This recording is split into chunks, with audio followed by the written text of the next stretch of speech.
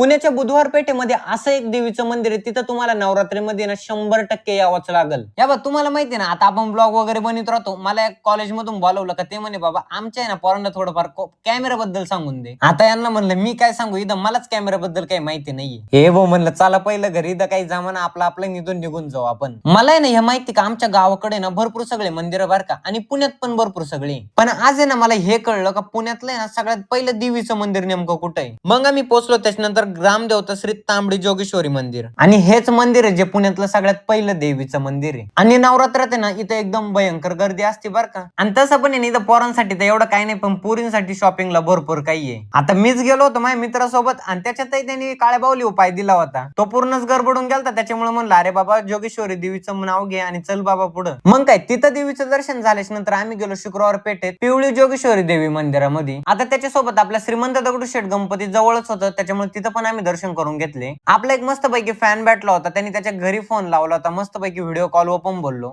त्याच्यानंतर आम्ही गेलो श्री काळी जोगेश्वरी देवी मंदिराकडे. नवरात्रीमध्ये तुम्हाला नाही तर उभा राहायला पण जागा भेटणार नाही, त्याच्यामुळे ट्राय करा का तुम्ही लवकरात लवकर दर्शन घेऊन या. आणि हा बार का देवीविषयी ना चांगली श्रद्धा मनात ठेवा. जोगेश्वरी देवीनं तुमचं कधीच काही वाईट होऊन देऊ शकत नाही. आदित्य डेरेल तुम्ही फॉलो करून घ्या असेच नवीन नवीन व्लॉग्स बघण्यासाठी.